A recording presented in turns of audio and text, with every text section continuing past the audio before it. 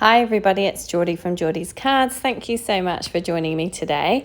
I am sharing with you my haul from the recent Lawn Fawn release and then this little card that I made using some of those products. So I got a few things from the new release. I didn't go crazy, I just got a few bits and pieces, so I'm going to show you what I got. First of all, I got my little freebies. I got this cute little a happy hello sentiment and this nice little message from Joy. I love that Lawn Fawn put these in their orders. I think it's such a nice touch. They also like to give you some pattern paper. So I got 3 sheets of this Gotta Have Gingham paper.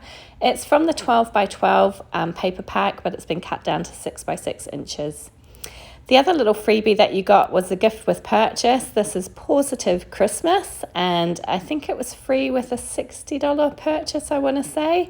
So I definitely just made it over that amount. Then I got the Absolutely Awesome stamp set, which I really love. I also got the coordinating dies because I thought it would be tricky to cut between those tree branches. I then got Simply Celebrate Fall. I love this one. I particularly love those pumpkins at the top there. I think they're really, really cute. Next up, I got Snowball Fight. And I couldn't resist this one. Again, it's more little mice, but they're just so cute. And I love that mouse snowman. Mouse snowman, definitely. And finally, I got Fangtastic Friends because everybody was going crazy for these bats. And I can understand why. They are so, so cute. And then just 2 stencils. I got the Nighttime Sky stencil for this full moon, which I thought was really cool. And the Birch Tree stencil, which again was one that I thought would be kind of fun. So for my card today, I've cut down a piece of Bristol Smooth cardstock using a stitched rectangle die. Now this stitched rectangle leaves a 1/16 inch border all the way around a standard size 5.5 by 4 1/4 card base. And I am literally just using some tape to mask off this stitched detail around the edge. I like to do this. A, it holds down my cardstock while I'm ink blending, and B, I just like the look of that kind of nice finished white edge all the way around my card when I peel that off. Now I'm taking my full moon stencil or the Nighttime Sky stencil from Lawn Fawn, and I'm trying to decide where to put my moon. I decided I wanted it in the top left corner, but I couldn't decide whether I wanted it hanging off or not. I decided I want the whole thing showing, so I've popped it in there.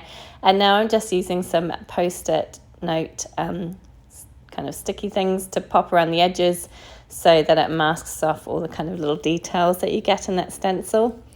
And now I'm going in with my Lawn Fawn Butter ink, which is a very pale yellow. And I'm just kind of putting that all over that round moon piece of the stencil. And then I'll go in with Lemonade, and I'm just going to use this around the edges of the moon, just to kind of darken up those edges a little bit, and it will blend out to kind of lighter in the middle. And I just thought that was kind of a nice effect. So once I've done with that, I will go back in briefly with the butter just to kind of blend it out a little bit. I'm just wiping off my brush a little bit on some paper towel because obviously the Lemonade ink is darker than the butter ink and I didn't want to contaminate that ink. Once that's done, I'm going to lift up the stencil and I'm going to use the little kind of crater details that they've got here. I'm using this, there's 2 options, one's larger and one's smaller. I'm going for the smaller option. Again, I'm just popping that post-it note tape all the way around the edges and masking that off so that my ink doesn't go all over the place. And then I'm taking some Lawn Fawn Narwhal ink and I'm just going to pop that through that little those little holes to create that crater detail on my moon. And once my moon is done, it's time to do my background. So there's another part of the stencil which kind of covers the moon. And I probably should have stuck this down with some repositionable adhesive, but I used my magnets and it moved around a little bit. It wasn't too bad and I was able to cover it up. But I'm going in first of all with Fish Tank ink from Lawn Fawn, which is this kind of brighter blue colour. And I'm going for obviously a nighttime sky because I have my moon in there.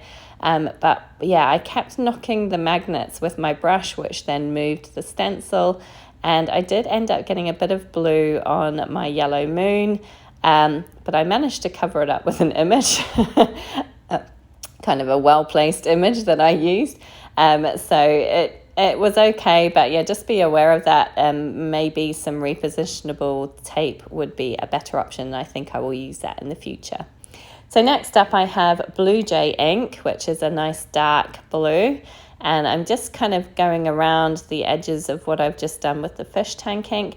And this Lawn Fawn ink can look a little bit splotchy to begin with, but it dries back really, really nicely, and actually it dries really well, so that it kind of looks nice and blended. Because I realise that at the moment it's probably looking a bit kind of like, oh my gosh, that's a bit splodgy, but actually it dries back really lovely. So just be aware of that with the Lawn Fawn ink. And then finally I'm going in with this Deep Sea ink, which is this really kind of deep indigo blue colour, and just finishes it off nicely. So going all the way around the edges with that, and just filling in any space that I had left. Just lifting up my stencil to have a look, and you can see there where I've kind of gone over the edge. I'm kind of thinking, oh, what am I going to do about that? But I'm going to live with it. I'm popping the mask back down. I'll hold it back on with the magnets, and I'm going to take this Lawn Fawn liquid Stardust, and I'm going to splatter that all over. Now, I didn't bother watering this down. I just took it neat as it was and splattered it all over to create some kind of, it gives a nice sheen to the kind of card, makes it look like little stars shining in the sky. So I used that all over and splattered quite a bit of it, but then it doesn't stand out particularly well. It does add a nice sheen, as I say, but I wanted some kind of brighter splatters, so I used some white acrylic paint, which I did water down slightly, and I mixed that in, trying not to get the blue ink in there. And then I just again splattered that all over to give some nice kind of nighttime starry sky look to my card base.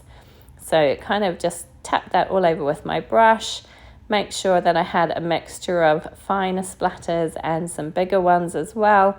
And once that's done, that's my card base done, and I'm going to set it aside to dry.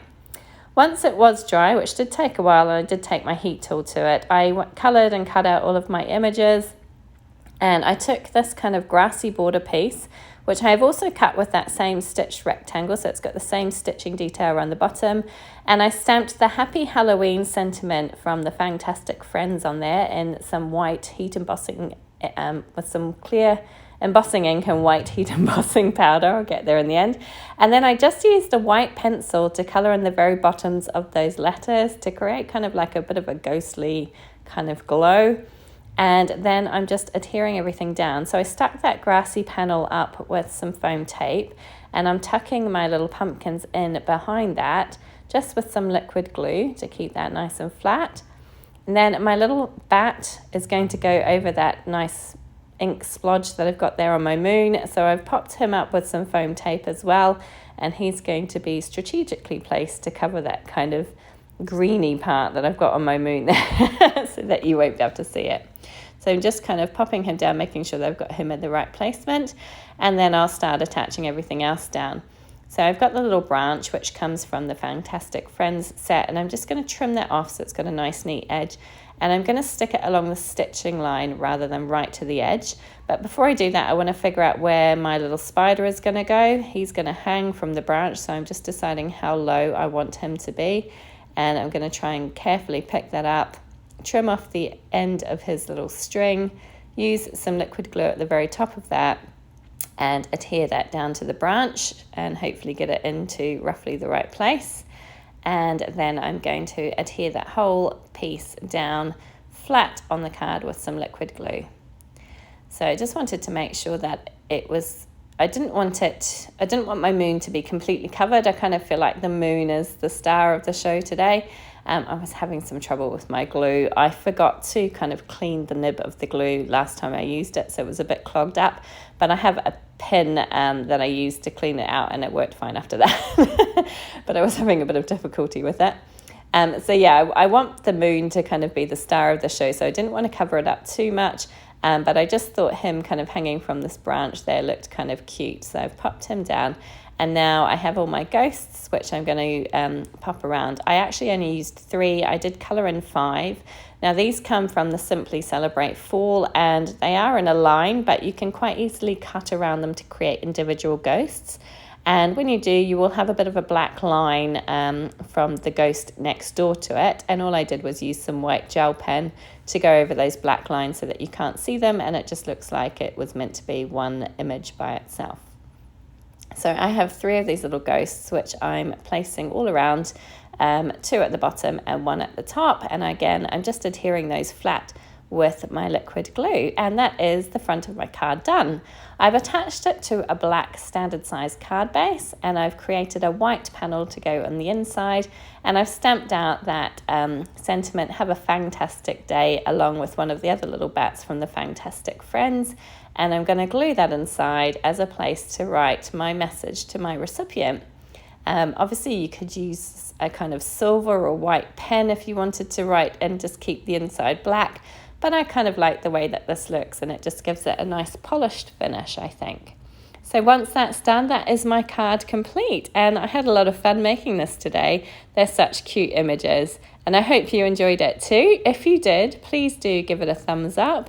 Please feel free to leave a comment. I would love to hear from you. And please do subscribe to my channel. It would really help me out, and it would mean a lot to me. Thank you so much for joining me today. Take care.